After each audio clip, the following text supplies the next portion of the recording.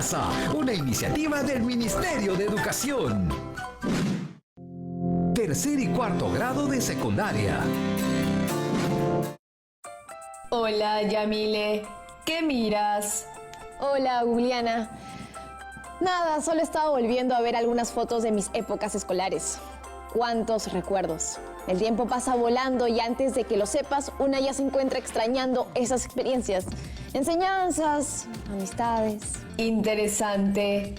A pesar de que las escuelas representan la educación académica, parecen haber varios elementos sociales y otras experiencias relacionadas con esta etapa.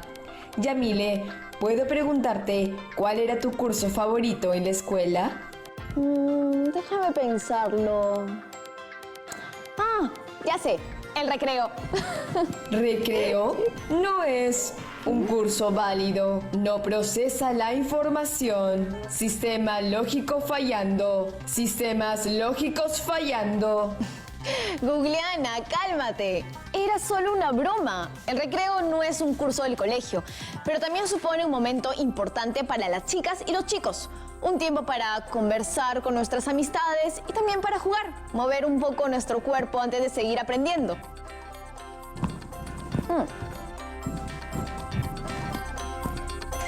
Y hablando de eso, es momento de activarnos. Bienvenidas, chicas y chicos de tercero y cuarto de secundaria a Aprendo en Casa, una iniciativa del Ministerio de Educación.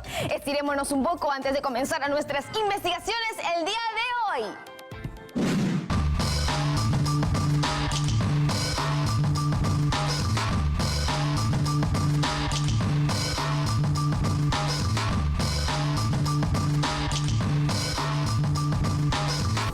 Hola, soy Gabriela y hoy vamos a retar a nuestra coordinación. Comenzamos trotando en nuestro lugar. ¡Vamos! Eso es. ¡Vamos! Trota. Ahora, rodillas arriba. ¡Vamos! Con energía. Rodillas arriba. ¡Vamos! Eso es. Ahora abrimos y cerramos las piernas. ¡Vamos! Muy bien. Volvemos a trotar. Rodillas arriba. Abrimos y cerramos. Muy bien, respiramos. Botamos. Eso es. Ahora vamos a comenzar a hacer un juego de brazos. Con los codos pegados a la costilla, comenzamos con el primer movimiento. 1, segundo. Eso es. El tercero. Vamos. El cuarto. Eso es. El quinto y el sexto. Repetimos. Hazlo conmigo. Y 1, 2, 3, 4, 5, 6. Una vez más. 1, 2, 3, 4, 5, 6. Una vez más. Ya lo tienes. Y 1, 2, 3, 4, 5 y 6. Muy bien. Ahora vamos a hacerlo solo con un brazo. Vamos. 1, 2, 3, 4, 5, 6. Vamos. 1, 2, 3, 4, 5, 6. Con el otro. 1, 2, 3, 4, 5. Una vez más. Y 1, 2, 3, 4, 5 y 6. Muy bien. Ahora vamos a retarnos. Vamos a hacer el primer movimiento. Y cuando hagamos el segundo, la otra mano se incorpora. ¡Bum! Y así sucesivamente. Vamos a hacerlo.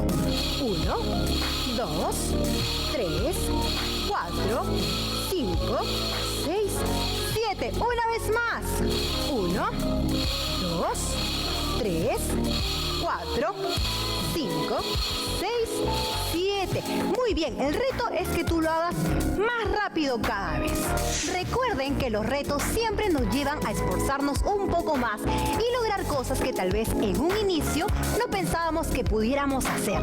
Pero con práctica lo podemos lograr. Sigan practicando. Nos vemos. Uf, ahora sí, ya con las pilas puestas. O la batería recargada. Claro, con las pilas puestas o la batería recargada, podemos comenzar la investigación de hoy con mucha energía. ¡Qué emoción! ¿Qué tema está en tu mira hoy? Bueno, aún no estoy segura, aunque ver las fotos de mi época escolar me han hecho pensar mucho. ¿En qué piensas? Bueno, ver fotos del pasado siempre genera nostalgia. Muchas cosas deben haber cambiado desde mis épocas escolares hasta hoy.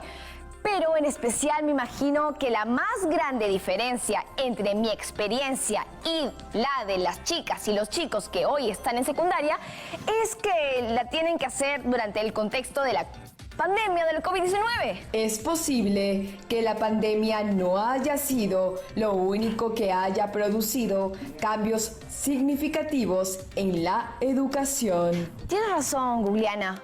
Nunca lo había pensado, pero la educación en el Perú debe haber sido radicalmente distinta hace 200 años, por ejemplo, o más diferente aún antes de la independencia del Perú. ¿Qué sé? ¿Qué tal si hoy investigamos cómo fue el acceso a la educación en el virreinato?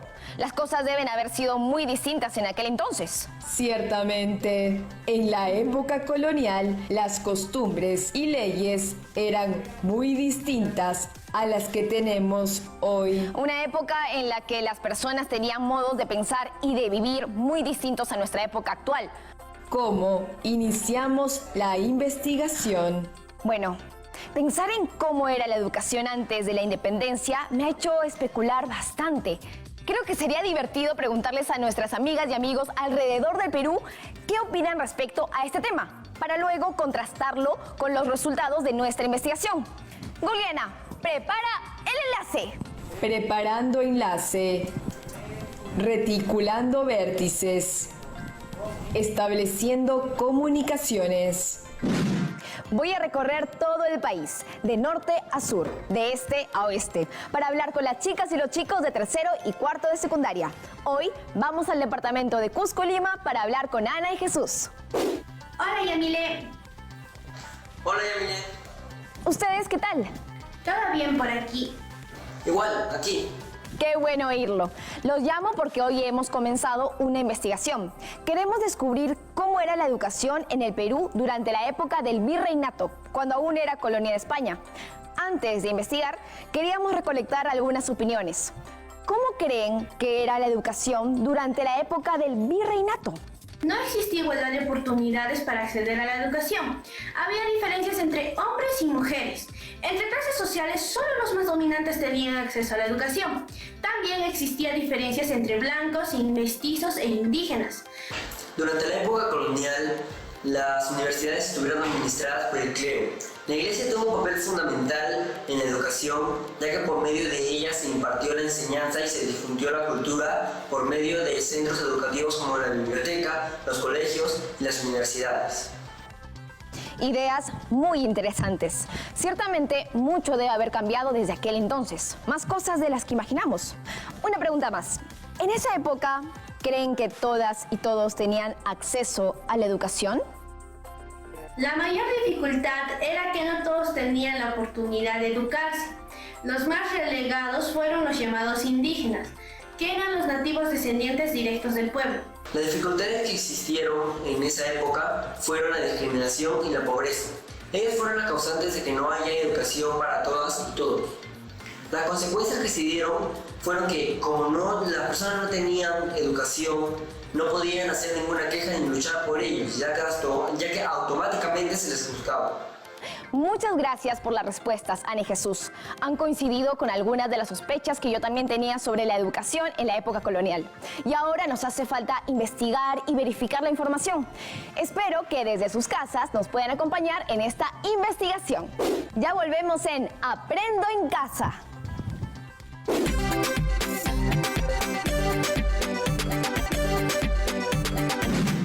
Hola a todas y todos, bienvenidos de vuelta a Aprendo en Casa. Hoy estamos investigando acerca de cómo fue el acceso a la educación en el virreinato.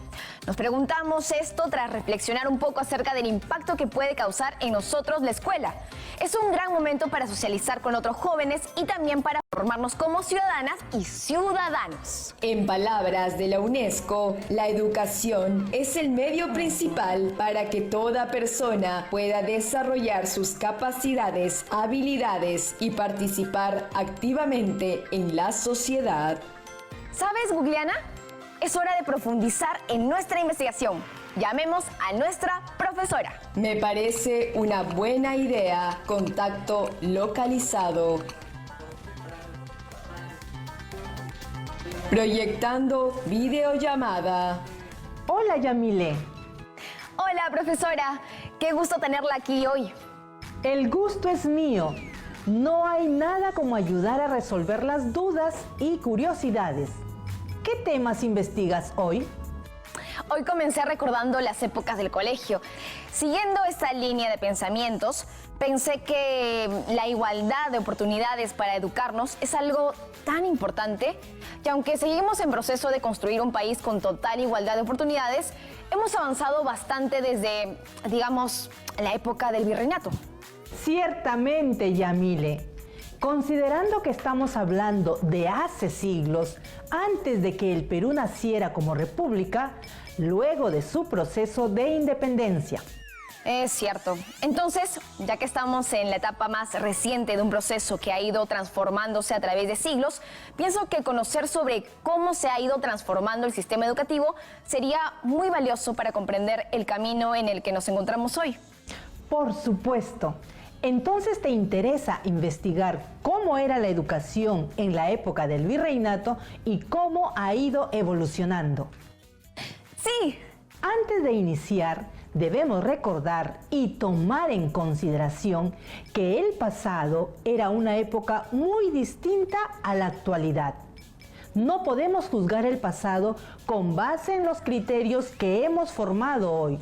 En el virreinato no existían los conceptos de igualdad universal, oportunidades para todas y todos o el Estado al servicio de las ciudadanas y los ciudadanos. Ya veo. Entonces estoy segura que para entender cómo funcionaba la educación en aquel entonces debemos entender más sobre cómo era la forma de pensar en esas épocas. Así es. Ahora, una idea predominante en estos tiempos era la creencia en una superioridad de unas personas sobre otras debido al honor heredado por la sangre. Entonces, se consideraba que unas personas eran mejores que otras debido a que pertenecían a ciertas familias o eran descendientes de alguna parte específica del mundo. Se me ocurre que probablemente la gente en esa época debe haber estado bastante enfocada en mostrar que eran de cierto origen o linaje. Es una buena observación. La idea del honor basado en la pureza de sangre está relacionada con los principios de control social, político y religioso que utilizó el régimen español de esa época para establecer la base ideológica de un sistema de estratificación social jerárquico basado en el origen de las personas. Ay, suena fatal. Linajes de sangre, la superioridad a través de la herencia, color de piel o religión. Suena como lo opuesto a la igualdad que buscamos tener hoy en nuestra sociedad. De hecho, es evidente que hoy en día la discriminación se mantiene vigente.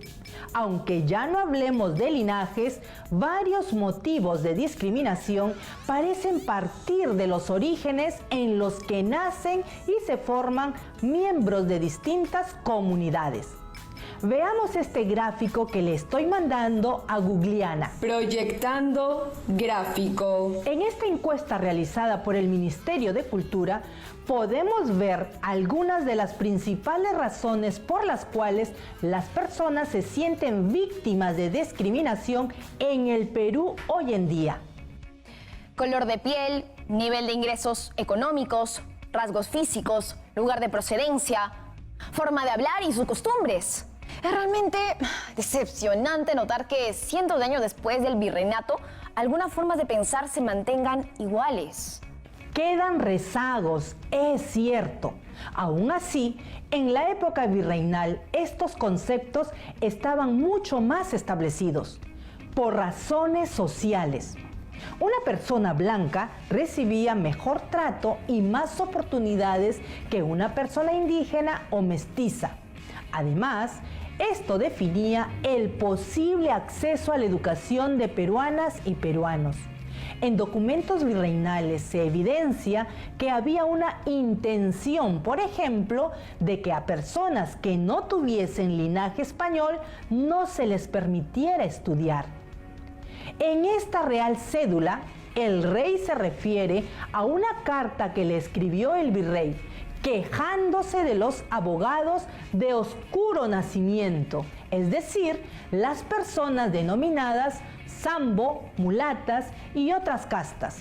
Ante esto, el rey responde ordenando que, para ser aceptada en universidades y en las audiencias, toda persona debía probar su limpieza de origen, es decir, que provenía de una familia en la que no había mestizaje. ¡Qué horror! Así es.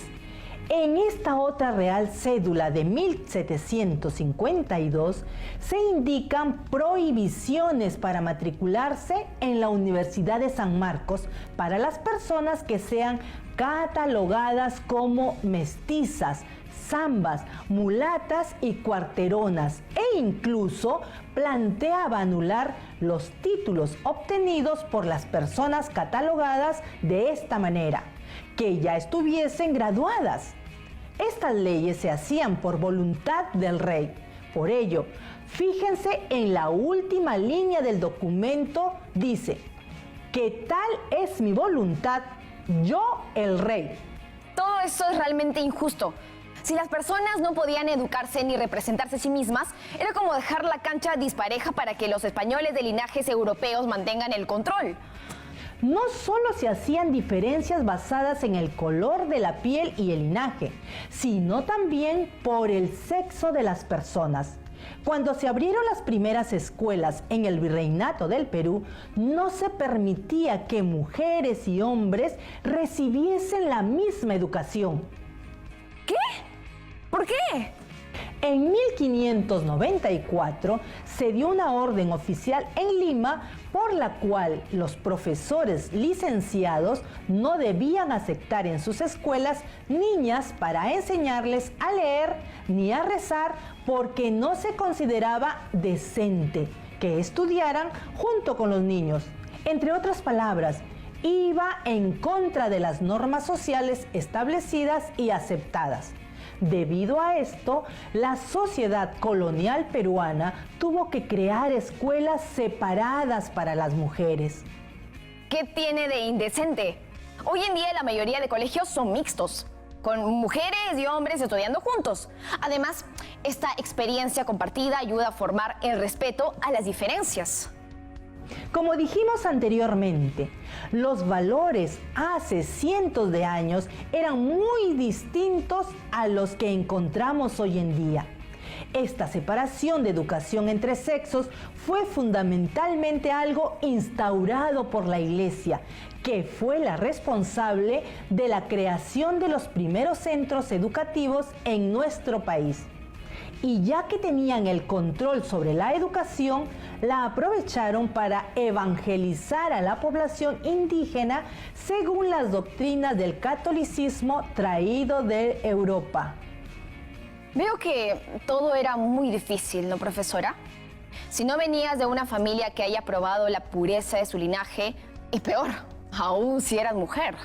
No solo las mujeres y los hombres recibían distinta educación, sino que también eran separados de acuerdo a su color de piel o linaje. Por ejemplo, en el año 1603 se fundó la Casa de Niños Expósitos, destinada a albergar a los niños blancos, hombres y mujeres sin padres. Las niñas blancas de bajos recursos económicos o huérfanas podían educarse en colegios para ser asistentas o enfermeras. Las niñas pertenecientes a las castas recibirían una educación diferente a aquella destinada a las niñas blancas. Estaban obligadas a servir en el hospital hasta los 18 a 20 años. Luego podían ser dispuestas a diversos servicios. Las mujeres no blancas eran ofrecidas como sirvientas a particulares o instituciones de mujeres. El dinero que recibían por su trabajo no se lo quedaban a modo de sueldo, sino que era entregado al hospital en retribución a lo que éste había invertido en su crianza. Una época muy terrible para las mujeres. Pero, ¿qué pasaba con las mujeres que eran de la nobleza indígena? Sobre la educación de las mujeres de la nobleza indígena, la escritora Monique Alaparrine-Bouget nos cuenta que se crearon los llamados beaterios de indias. Algunos de ellos albergaban a indias huérfanas y pobres que vivían aisladas del mundo y seguían rígidas reglas cristianas.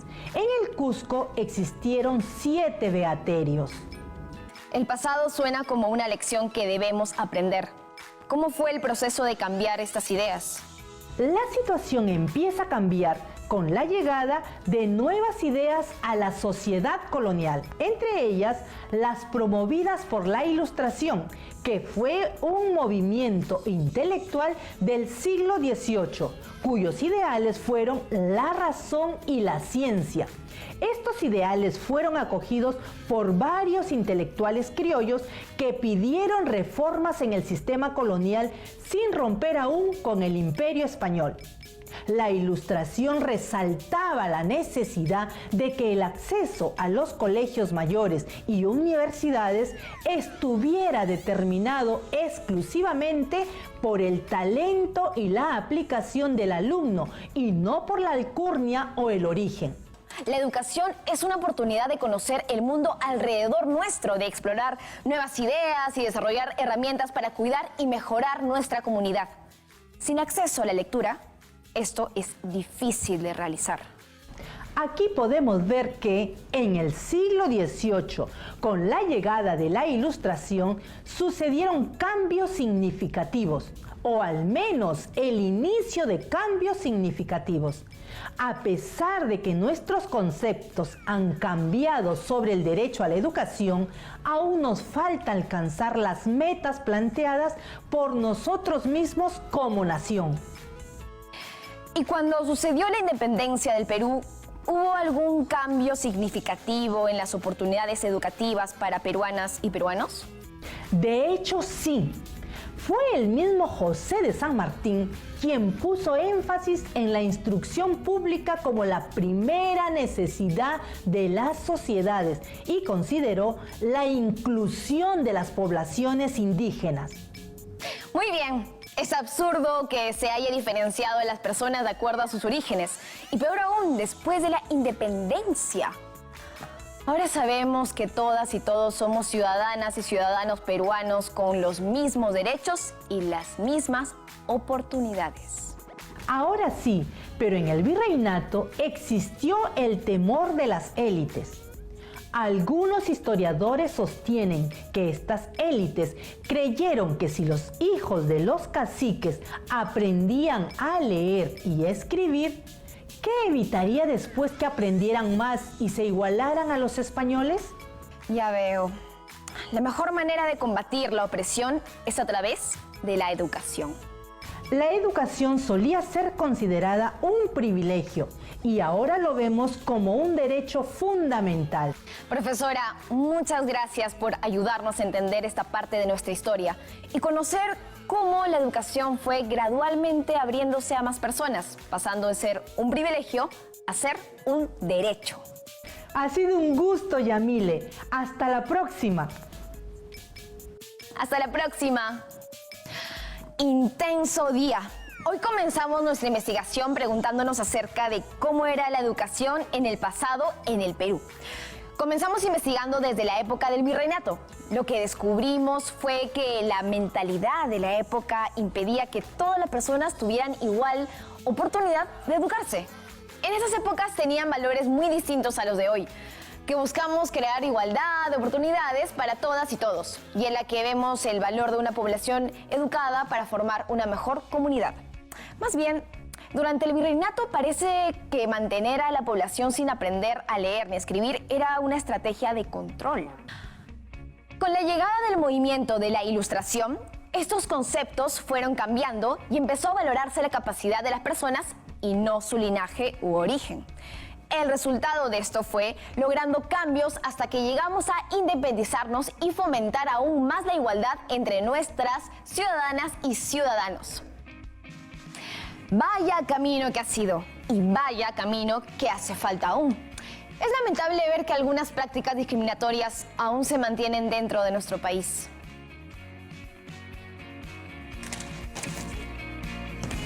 El camino para la igualdad de oportunidades educativas es largo y aún queda mucho por delante.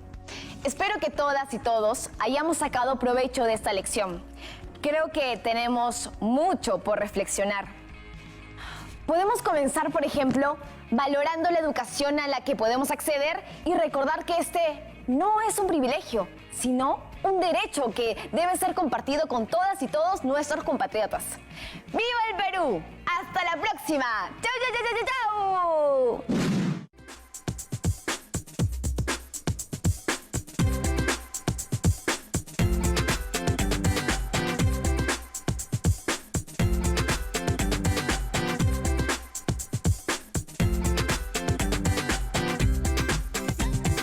Siempre con el pueblo. Gobierno del Perú.